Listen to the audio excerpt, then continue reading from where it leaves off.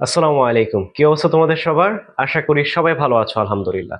আজকে কথা বলবো তোমাদের কেমিস্ট্রির যে ৩ নাম্বার চ্যাপ্টারটা আছে পদার্থের গঠন, এটার ওয়ান শট সিকিউ নিয়ে। দেখো আজকে তোমাকে যেই সিকিউ গুলো করিয়ে দিব, যেই টপিকগুলো আমি তোমাকে শেষ করে দিব, এই টপিকগুলো থেকেই সচরাচর প্রশ্ন হয় এবং এগুলো থেকেই প্রশ্ন হবে। তুমি শুধু এই ক্লাসটা ফুল করো, আশা করতেছি তোমার সিকিউতে আর কোনো গ্যাপ থাকবে না এই চ্যাপ্টারটা নিয়ে। এই চ্যাপ্টারের যত কিছু আছে আজকের এই ভিডিওতে তুমি শিখে ফেলতে পারবা ইনশাল্লাহ।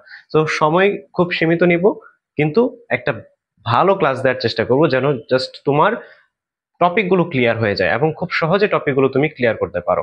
সো শুরুতেই দেখো, এই যে প্রশ্নটা আমি নিয়েছি, এই প্রশ্নটা ঢাকা বোর্ডে ম্যাক্সিমাম টাইম করে থাকে। এই পর্যন্ত 3 থেকে 4 বার বা তারও বেশি এই প্রশ্নটা আসছে। এই প্রশ্নটা বলতে কি, এই টাইপের প্রশ্নটা আসছে। এরপর যদি তুমি খেয়াল করো অন্যান্য বোর্ডের যদি যাও, এই টাইপের কোয়েশ্চেন গুলোই কিন্তু থাকে। এই টাইপের কোয়েশ্চেনটাই ম্যাক্সিমাম টাইম থাকে। তো একটু খেয়াল করো, এই প্রশ্নটা যদি তুমি সলভ করো, তুমি যে কোনো বোর্ডের হও না কেন, তোমার কিন্তু যে কোনো বোর্ডে চলে আসবে। সুতরাং তোমার কিন্তু এই প্রশ্নের উত্তরটা পারতে হবে। দেখো, এখানে দুইটা মডেল দেওয়া আছে, একটা হচ্ছে এ মডেল আর একটা হচ্ছে বি মডেল। অর্থাৎ এ মডেলটা দেখে তোমাকে বুঝতে হবে এটা কার মডেল, আর বি মডেলটা দেখে তোমাকে বুঝতে হবে এটা কার মডেল। যারা এই চ্যাপ্টারটা ধরোই নাই তাদের ক্ষেত্রে আমি এখানে বলে রাখি যে এই যে এ মডেলটা দেখতেছো, এটা হচ্ছে রাদারফোর্ড এর মডেল। কার মডেল? রাদারফোর্ড। রাদারফোর্ড এই মডেলটা দিয়েছিলেন 1911 সালে। কত সালে? 1911 সালে। এখন যারা এই মডেলটাও চিনো না তাদের ক্ষেত্রে আমি বলে রাখি এটা হচ্ছে বোরের মডেল। এই যে রাদারফোর্ড 1911 সালে যে মডেলটা দিয়েছিল, তার 2 বছর পরে রাদারফোর্ডের যে ভুলগুলো ছিল সেগুলো সংশোধন করে বোর তার মডেল দিয়েছিল 1913 সালে। তাহলে দুইটা জিনিস তোমার ক্লিয়ার হইলো, রাদারফোর্ডের মডেল কিরকম দেখতে এবং কত সালে দিয়েছিল, এবং বোরের মডেল কিরকম দেখতে এবং কত সালে দিয়েছিল। এরপরে দেখো, তোমার গতে প্রশ্ন করছে বি মডেলের সর্বশেষ শক্তি স্তরে ইলেকট্রনের কৌণিক ভরবেগ নির্ণয় করো। তোমাকে আমি বলেছিলাম যে যখন তুমি একটা কোয়েশ্চেন সলভ করবা তখন বের করার চেষ্টা করবা প্রশ্নটা চাইছে কি। তুমি যদি ধরতে পারো যে প্রশ্ন চাইছে কি, তখন তুমি প্রশ্নটার অ্যান্সার ইজিলি করতে পারবা। যেরকম এখানে চাইছে কৌণিক ভরবেগ, টপিকটা কি? কৌণিক ভরবেগ। সুতরাং কৌণিক ভরবেগ যেহেতু বলছে, তোমার তার সূত্রটা জানতে হবে। এবং এই কৌণিক ভরবেগ কে দিয়েছিল? বোরের মডেল তুমি পাও এই কৌণিক ভরবেগের সূত্রটা। বি মডেলের সর্বশেষ শক্তি স্তরে দেখো তো বি মডেল কোনটা? এই যে এটা হচ্ছে বি মডেল, এই যে বি মডেল এটা। এই যে বি মডেল, তার সর্বশেষ শক্তি স্তর কত? দেখো তো এন এর মান 2 না সর্বশেষে? এই বাইরের যে শক্তি স্তরটা এটা কি? 2। এই যে দেখো, এই বাইরের শক্তি স্তরটা কি? 2। তাহলে এর ইলেকট্রনের কৌণিক ভরবেগ নির্ণয় করতে বলছে।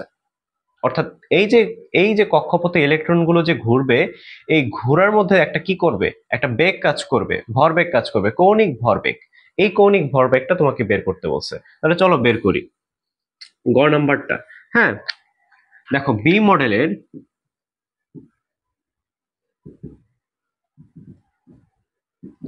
সর্বশেষ শক্তি স্তর n ইকুয়ালস টু কত? 2, তাই না? n ইকুয়ালস টু কত? 2। তাহলে আমরা কি জানি? আমরা জানি কৌণিক ভরবেগের সূত্রটা তোমরা জানো না? বলো, কৌণিক ভরবেগের সূত্রটা কি? তোমাদের অবশ্যই এটা জানতে হবে। কৌণিক ভরবেগ হচ্ছে M V R equals to N H by 2 pi. অর্থাৎ এই যে M V R equals to N H by 2 pi. কি? N H by 2 pi. এখন কথা হচ্ছে তোমার এখানে একটু জানতে হবে যে এগুলা কি, এম কি, ভি কি, আর কি। এই যে এম, এটা হচ্ছে কি? ইলেকট্রনের ভর। এরপর এই যে ভি, ইলেকট্রনের বেগ। এই যে আর, এটা কি? কক্ষপথের ব্যাসার্ধ। এরপর এই যে এন, এন তো তুমি জানো এই যে শক্তি স্তর, প্রধান শক্তি স্তর, এই যে এটা। এইচ কি? এইচ হচ্ছে প্লাঙ্কের ধ্রুবক। এইটা তোমার এমসিকিউ তে আসতে পারে। এই যে এইচ, এইচ হচ্ছে কি? তুমি সাইড নোট দিবা। এইচ হচ্ছে কি? প্লাঙ্কের ধ্রুবক। এইচ এর মান কত? এইচ হচ্ছে প্লাঙ্কের ধ্রুবক। প্লাঙ্কের ধ্রুবক। এই প্লাঙ্কের ধ্রুবকের মান এইচ সমান সমান কি তুমি জানো না? যে 6.626, 6.626 ইন্টু 10⁻⁻34 জুল সেকেন্ড। হ্যাঁ, এই যে এই মানটা, এটা তোমাকে অবশ্যই মনে রাখতে হবে। এটা অবশ্যই তোমাকে মনে রাখতে হবে। এরপরে দেখো এখানে 2 আছে, 2 তো 2ই। পায়ের মান তোমাকে জানতে হবে। পায়ের মান কত? তোমরা পড়ে আসতেছো অলরেডি, 3.1416। তাহলে এখন আমি শুধু মানগুলো বসাবো। তাহলে আমি মানগুলো বসাই, ইকুয়ালস টু, এখানে লিখি অ্যাম্পিয়ার ইকুয়ালস টু, দেখো অ্যাম্পিয়ার ইকুয়ালস টু, আমি জাস্ট খালি মান বসাবো। এখানে এন এর মান কত পাইছি 2, এই 2টা বসায় দিলাম, ইনটু এইচ এর মান কত, এই যে এখানে লিখে দিছি 6.626 into 10 to the power minus 34, এরপরে নিচে কি 2 ইনটু 3.1416, যেহেতু পায়ের মান। এখন তুমি এটা ক্যালকুলেশন করতে পারবা না, পুরোটা তুমি এখন ক্যালকুলেটরে বসায় দিবা এবং তুমি যে মানটা পাবা সেটাই কি তোমার কৌণিক ভরবেগ, সেটাই তোমার অ্যান্সার। তাহলে আমি যদি এটা ক্যালকুলেশন করে দিই, এই 2 2 কাটা যাবে এবং এটা দিয়ে এটাকে ভাগ করলে আসবে 2.1 into 10 to the power minus 34 joule second. এটাই তোমার অ্যান্সার। হ্যাঁ, এই যে কৌণিক ভরবেগ, এটাই তোমার অ্যান্সার। তাহলে এখন খেয়াল করো কৌণিক ভরবেগ তাহলে এখন খেয়াল করো কৌণিক ভরবেগ বের করা সহজ না? অর্থাৎ তোমার এখানে জাস্ট বলছে এই যে সর্বশেষ শক্তি স্তরের কৌণিক ভরবেগটা নির্ণয় করতে, জাস্ট খালি তুমি n এর জায়গায় 2 বসায় বাকি মানগুলো জাস্ট বসায় তুমি বের করে ফেলতে পারছো। এখন তোমাকে যদি বলে সর্বশেষ শক্তি স্তরটা 3 নাম্বার শক্তি স্তর বা সর্বশেষ শক্তি স্তরটা 4 নাম্বার শক্তি স্তর, তুমি n এর জায়গায় শুধু চেঞ্জ করবা, 2 এর জায়গায় এখানে 3 দিবা, 3 এর তারপর 3 থাকলে মানে ওইখানে সর্বশেষ যে শক্তি স্তরটা থাকবে সেটার মান এখানে বসাবা। এইভাবে বসাইলেই তুমি জাস্ট খালি এই মানগুলো বসায় তুমি অ্যান্সারটা বের করতে পারবা। তাহলে এই যে কৌণিক ভরবেগ, এই যে কৌণিক ভরবেগ, এইটা কি তোমার কাছে এখন সহজ না? কৌণিক ভরবেগ তুমি বের করতে পারবা না? সূত্রটা কি? Ampere equals to NH by 2 pi. তাহলে এন এর মান বসাও, এইচ এর মান তোমার জানতে হবে 6.626 into 10 to the power minus 34 joule second, এটা প্লাঙ্কের ধ্রুবক। এরপরে নিচে 2 আছে, 2 থাকবে, পায়ের মান হচ্ছে 3.1416। এখন জাস্ট ক্যালকুলেশন করে মানটা বের করে ফেলো, শেষ, কৌণিক ভরবেগ কিন্তু শেষ। এরপরে দেখো বলতেছে এ ও বি মডেলের কোনটি অধিক উপযোগী। এই যে অধিক উপযোগী বিশ্লেষণ করো, অধিক উপযোগী মডেল কোনটা? তুমি জানো যে রাদারফোর্ডের মডেলটা দিছিল 1911 সালে এবং বোরের মডেলটা দিছিল 1913 সালে, এবং রাদারফোর্ড যে ভুলগুলো করছিল সেগুলো সংশোধন করে বোর তার মডেলটা দিয়েছিল। এখন তোমার কাছে আমার প্রশ্ন, তার ভুলগুলো সে সংশোধন করে যদি মডেলটা দেয় তাহলে কারটা বেশি উন্নত হবে, মানে কারটা বেশি উপযোগী হবে? অবশ্যই রাদারফোর্ড থেকে বোরেরটাই বেশি উপযোগী হবে, কারণ সে তো সংশোধন করে দিছে জিনিসগুলো। এবং এই যে রাদারফোর্ডের মডেলে তুমি অনেক কিছু মিস্টেক পাবা, যেরকম আমি তোমাকে যদি শুরুতে বলি যে তার এখানে কক্ষপথের সঠিক ধারণা পাওয়া যায় না, তার এখানে বর্ণালীর ধারণা পাওয়া যায় না, সে তার মডেলটাকে সৌরজগতের সাথে তুলনা করেছিল এবং এটা তার সবচাইতে বড় ভুল ছিল। অর্থাৎ সৌরজগতের সাথে যখন তুলনা করছিল, সৌরজগতের কি চার্জ আছে? কোনো সৌরজগতের কোনো পজিটিভ চার্জ নাই, কোনো নেগেটিভ চার্জ নেই, কিন্তু এই যে তোমার ইলেকট্রনের যে কক্ষপথগুলো থাকে সেখানে কিন্তু ইলেকট্রনগুলো কি নেগেটিভ, এবং নিউক্লিয়াসের ভিতর যে প্রোটন থাকে সেখানে কি পজিটিভ চার্জ থাকে। সুতরাং এই যে সৌরজগতের সাথে সে এটা তুলনা করেছিল, এটা কিন্তু একেবারেই যুক্তিহীন। সুতরাং তুমি বলতেই পারো রাদারফোর্ডের থেকে বোরের মডেলটা বেশি উপযোগী। এবং বোরের মডেলের উপযোগী তুমি কিভাবে বিশ্লেষণ করবা? এই যে বোরের মডেল, সে এখানে কক্ষপথের সঠিক ধারণা দিয়েছিল এবং এক পারমাণবিক বিশিষ্ট যে মৌল তার বর্ণালীর ব্যাখ্যা দিয়েছিল, এবং সে যে এই যে কৌণিক ভরবেগের ধারণা সে দিয়েছিল। সুতরাং তুমি এখান থেকে বুঝতে পারো যে কারটা অধিক উপযোগী, অবশ্যই বোরের মডেল অধিক উপযোগী। এভাবে গুছিয়ে তুমি ঘ নাম্বারটা লিখে দিবা, তাহলে কি 4-এ 4 মতো পাবা। এবং এই যে তুমি এই যে ম্যাথটা করলা, এখানে কোনো মার্ক কাটার কোনো অপশন নাই, এখানে 3-এ 3 তুমি পেয়ে যাবা। খেয়াল করো এখানে আরেকটা ম্যাথ নিয়েছি, সেটা হচ্ছে দেখো মৌল দেওয়া আছে এবং সেগুলো কি প্রতীকী অর্থে ব্যবহার করা হয়েছে এক্স এবং ওয়াই। বলা হচ্ছে যে পর্যায় 3-এর একটা মৌল এবং গ্রুপ 16-তে আছে, আরেকটা মৌল আছে পর্যায় 3-এ এবং হচ্ছে গ্রুপ 17-তে আছে। এখন বলছে যে ওয়াই যে মৌলটি একটি পরমাণু ভর নির্ণয় করো, ওয়াই মৌলটির একটি পরমাণু ভর নির্ণয় করো। তাহলে ওয়াই মৌলটা কি আগে তোমাকে সেটা বুঝতে হবে। দেখো খেয়াল করো, ওয়াই মৌলটি আগে আমি এটার অ্যান্সার যদি আমি করি, ওয়াই হলো পর্যায় 3 এবং গ্রুপ 17-এর মৌল। এখন গ্রুপ 17-এর মৌলগুলো কি তোমার জানা আছে না? হ্যালোজেন মৌল। এই যে হ্যালোজেন মৌলগুলো কি কি ছিল একটু জাস্ট তুমি মাথায় নিয়ে আসার চেষ্টা করো। গ্রুপ 17-তে প্রথমে ছিল কে? Fluorine, fluorine, chlorine, bromine. তাহলে এই যে গ্রুপ 17-র পর্যায় 3-এর যে মৌলটা সেটা কি হবে বলতো? অবশ্যই এটা ক্লোরিন হবে। কি হবে? ক্লোরিন। তাহলে তোমার অবশ্যই মুখস্থ করতে হবে কোনগুলো? ওই যে ক্ষার ধাতু, মৃৎ ক্ষার ধাতু, হ্যালোজেন মৌল, তারপর হচ্ছে মুদ্রা ধাতু, এই জিনিসগুলো মুখস্থ করে ফেলতে হবে। এগুলো তোমাদের বইয়ে একটা পৃষ্ঠায় আছে, ওইটা ফুল যে টপিকগুলো আছে, হ্যালোজেন, তারপর হচ্ছে মুদ্রা ধাতু, হ্যাঁ, তারপর ক্ষার ধাতু, মৃৎ ক্ষার ধাতু, এগুলো সব মুখস্থ করে ফেলবা। এতে করে তোমাদের কিন্তু গ্রুপ 17-র যে 3 নাম্বার পর্যায়ের যে মৌলটা, এটা কিন্তু সিরিয়ালটা মনে পড়ে যাবে। তোমাদের প্রায় 30 থেকে 40টা মৌল মুখস্থ রাখতে হবে। তাহলে খেয়াল করো, ওয়াই হলো পর্যায় 3-এর এবং গ্রুপ 17-এর মৌল। সুতরাং মৌলটা কি? ওয়াই হলো ক্লোরিন। কে? ক্লোরিন। ওয়াই কি? ওয়াই হচ্ছে ক্লোরিন, কারণ তুমি বুঝে ফেলছো যে গ্রুপ 17 এবং 3 নাম্বার পর্যায়ে একটা মাত্র মৌলই থাকবে, সেটা হচ্ছে কি? ক্লোরিন। তাহলে এখন বলছে এটার একটা পরমাণুর ভর নির্ণয় করতে। আচ্ছা, একটা পরমাণুর ভর নির্ণয় করার জন্য তোমার কোন সূত্রটা লাগবে? তোমাদের বইয়ে কিন্তু একটা সূত্রই দেওয়া আছে, সেটা হচ্ছে কি? আপেক্ষিক পারমাণবিক ভর। দেখো, এখানে আমরা জানি আপেক্ষিক পারমাণবিক ভর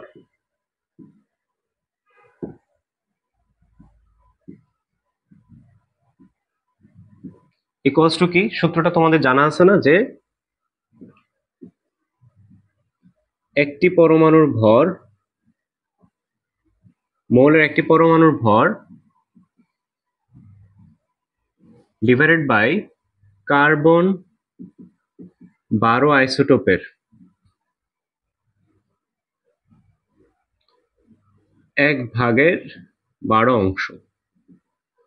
এই যে সূত্রটা, এইটা তোমাদের মুখস্থ আছে না? এই সূত্রটা লাগবেই, এটা মোস্ট ইম্পর্টেন্ট সূত্র এই চ্যাপ্টারের। সুতরাং এই সূত্র থেকে তুমি এই যে মৌলের একটি পরমাণুর ভর, তোমার চাইছে কি? মৌলটির একটি পরমাণুর ভর নির্ণয় করতে, তাহলে তোমার এইটুকের অ্যান্সার চাইছে। তার মানে এই যে নিচের যে অংশটা, এটাকে এই পাশে পাঠাইতে হবে। এখন তোমার কথা হচ্ছে ক্লোরিনের যে আপেক্ষিক পারমাণবিক ভর, সেটা তো তোমাকে জানতে হবে। তাহলে ক্লোরিনের পারমাণবিক ভর বা আপেক্ষিক পারমাণবিক ভর কত বলো তো?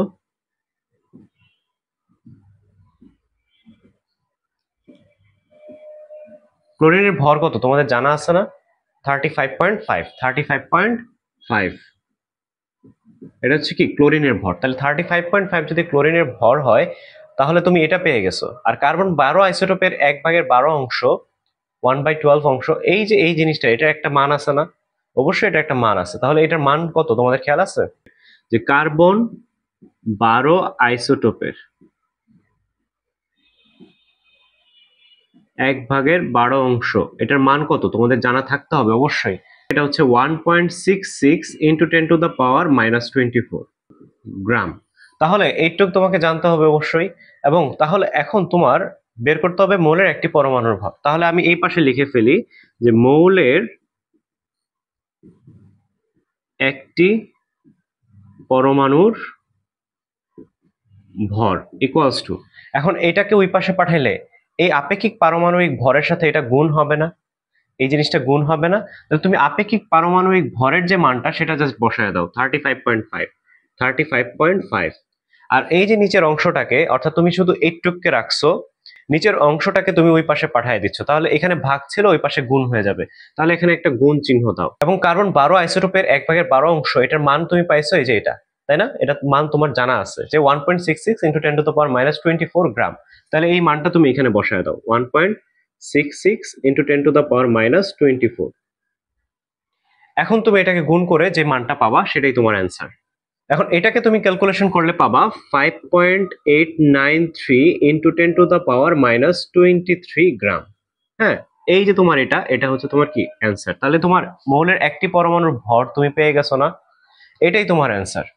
তার মানে তোমাকে বের করতে বলছিল যে একটা পরমাণুর ভর, তাহলে এই সূত্র ব্যবহার করে তুমি মৌলের একটা পরমাণুর ভর বের করে ফেলতে পারছো। এরকম যত ধরনের ম্যাথ আসবে, ধরো এখানে বললো যে মৌলের 5টা পরমাণুর ভর নির্ণয় করো, 5টা, তাহলে এখানে একটা পরমাণুর ভর তো তুমি বের করছো, এইটার সাথে তখন কি করে দিবা? 5 গুণ করে দিবা, এই অংশটার সাথে 5 গুণ করে দিবা। এখন যদি বলতো মৌলের 100টা পরমাণুর ভর নির্ণয় করো, এই অংশটার সাথে 100 গুণ করে দিবা। তাহলে এইভাবেই তুমি এই ম্যাথগুলো করবা। এখন ঘ নাম্বারটা সলভ করবো। দেখো, ঘতে একটা বিষয় আছে, আইসোটোপের শতকরা পরিমাণ দেওয়া আছে এবং বলছে এক্স মৌলটার গড় আপেক্ষিক পারমাণবিক ভর নির্ণয় করো।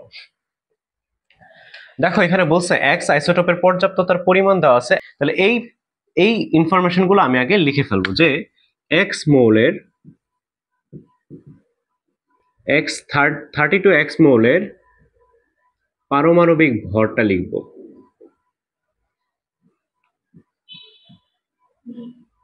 পারমাণবিক ভর কত এখানে 32 এবং পর্যাপ্ততার পরিমাণ শতকরা পরিমাণটা লিখব কত পার্সেন্ট 95%। এরপরেরটা 33x